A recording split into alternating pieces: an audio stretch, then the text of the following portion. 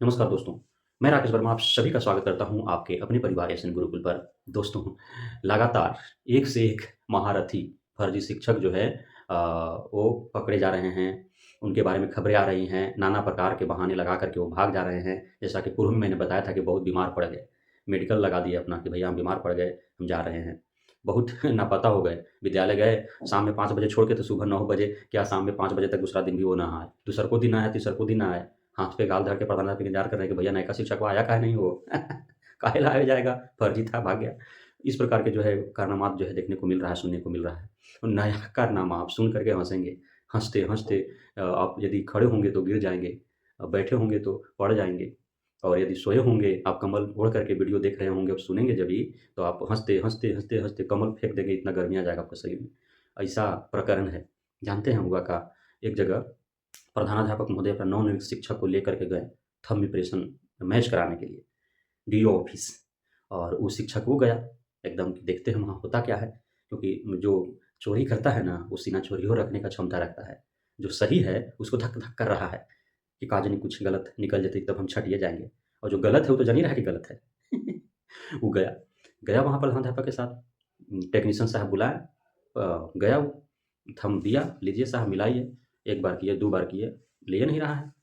तो जानते हैं क्या कहा कि ए टेक्नीशियन साहब आ रहे हैं हाथ-वाथ धो के, तब कहीं ले लेगा। बोले कि ठीक है भाई जाइए, ऐसे कैसे कह देगा एक ही बार में कि ना तू फर्जी है। और प्रधानाध्यापक टेक्नीशियन महोदय इंतज़ार कर रहे हैं कि हाथ धोए गया है अध्यापक, आएगा ये मास्टर साहब। लेकिन हाथ धोए गया ना, पता नहीं लगता है कि वो चापाकल में कूद के जान दे दिया। वो लौटबे नहीं किया, किसी को पता नहीं चला कि कने से वो निकल गया। 1 दिन, 2 दिन, 3 दिन, 4 दिन, 5 दिन, हफ्ता दिन हो गया। प्रधानाध्यापक बेचारे इंतज़ार कर रहे हैं। उनके विद्यालय का एक शिक्षक गायब हो गया। इस प्रकार के प्रकरण सामने आ रहे हैं। अब बताइए, एगो आप डायलॉग सुने होंगे डॉन फ़िल्म का, मुझे तो 7 मुल्कों की पुलिस ढूँढ रही है, मैं हूँ डॉन। उसी प्रकार से वो जो शिक्षक भागा, उसे तो 7 थानों की पुलिस ढूँढ रही है, वो है फर्जी शिक्षक। उसे 7 दिन से शिक्षा विभाग के महकमे के जो आलाधिकारीगण हैं, उन्हें ढूँढ रहे हैं, पता लगाने की कोशिश कर रहे हैं। लेकिन काहे का पता लग जाए जब ना पता उसको ना पता, जब ना पता, लापता, तो फिर उसका पता कैसे चल पाएगा भैया?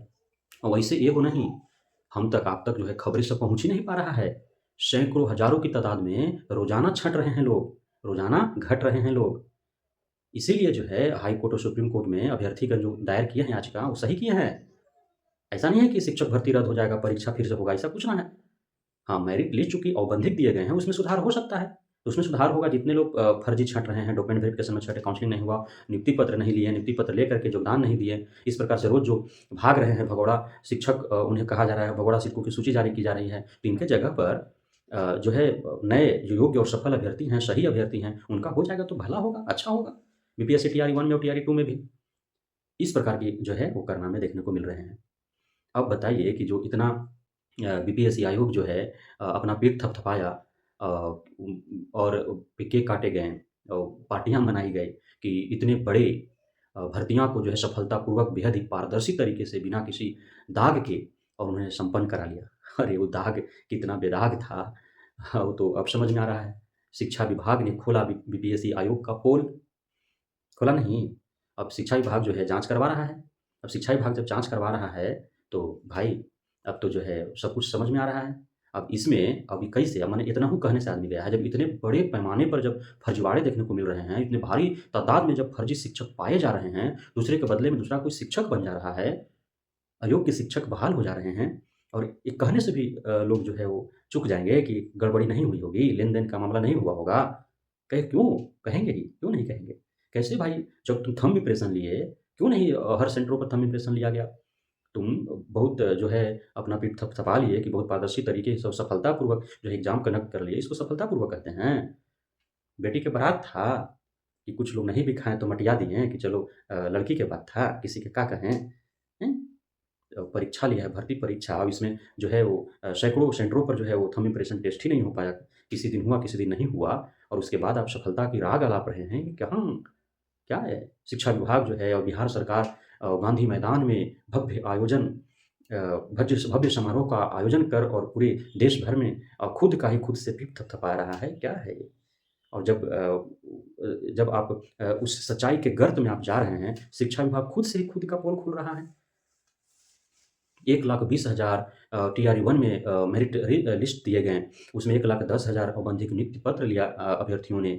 उसके बाद जो है 95,000 शिक्षक योगदान लेते हैं और उसके बाद रोज़ाना सैकड़ों हज़ारों की तादाद में जो है नाना प्रकार के कारणों से जो है वो छँट रहे हैं। कोई डॉक्यूमेंट वेरिफ़िकेशन से, कोई सीटेट फेल है, कोई डीएलएड फेल है, कोई बीएड फेल है, कोई बीएड के आधार पर 1-5 में बहाल हो गया है, कोई एस्टेट 2023 के आधार पर जो है सितंबर में जो एस्टेट हुआ था उसके आधार पर अगस्त में हुई परीक्षा में सम्मिलित होकर के वो जो है काउंसलिंग करा लेता है। किसी के डॉक्यूमेंट फर्जी पाए जा रहे हैं, किसी के डॉक्यूमेंट्स में त्रुटियाँ पाई जा रही हैं। इन आधारों पर छँट रहे हैं, उसके बाद थंब इम्प्रेशन मैच नहीं कर रहे हैं, एम आधार पर आधार मिलाया जा रहा है, उसमें फ़ोटो नहीं मैच कर रहा है, नाम नहीं मैच कर रहा है। क्यूआर स्कैनर से जब क्यूआर कोड मिलाए जा रहे हैं, तो क्यूआर कोड में अंतर पाए जा रहे हैं। इस प्रकार से जो है हज़ारों जो है मेरिट लिस्ट में आए अभ्यर्थी जो है शिक्षक जो बन करके और 2 बार वो जो है वो पेमेंट पा चुके हैं।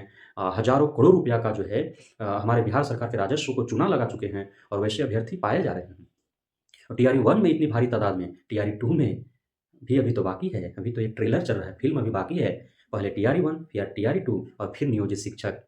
नियोजित शिक्षकों को भी सक्षमता परीक्षा के बाद इन सारी प्रक्रियाओं से गुजरना है। पुनः उन्हें सारे डॉक्यूमेंट्स देने होंगे।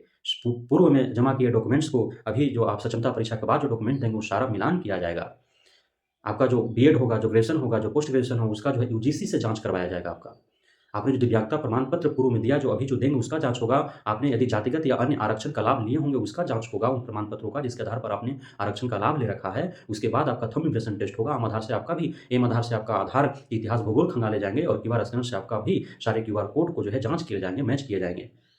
ये सारे खेल 2024 प्रारंभ हो चुका है और 2024 का आगाज़ होते ही शिक्षा विभाग में अब सुधार जो है होने आरंभ हो गए हैं। जब छात्र-छात्राएँ जो है नहीं सुधरेंगे, जब शिक्षक-शिक्षिकाएँ जब नहीं सुधरेंगे, जब सही नहीं होंगे, तो सुधार संभव ही नहीं है। कोई गलत शिक्षक जो है खुद से वो जान रहा है कि वो गलत है, वो क्या इस छात्र-छात्राओं को सही शिक्षा दे पाएगा। इसलिए शुद्ध और सही शिक्षक चलनी से चालल शिक्षकों की बहाली होगी भी और जो बहाल हो चुके हैं उसमें से चलनी से चाल से छाँटा जाएगा और जो शुद्ध और सही होंगे उसी को रखा जाएगा। देखते जाइए आगे होता है क्या। तो दुम दबा के जो फर्जी हैं वो भागिए, दुम दबा के भागिए। दुम उठा के भागिएगा तो दुमुआ पकड़ के और जेलवा में बंद कर दिए जाएँगे। पतली गली से निकल जाइए, फैलाह गली से निकलिएगा तो कोई न कोई पकड़ ही लेगा। तो इसलिए जो फर्जी हैं उनका अपना मर्ज़ी है कि वो करेंगे क्या और अब रहेंगे वही जो होंगे सही।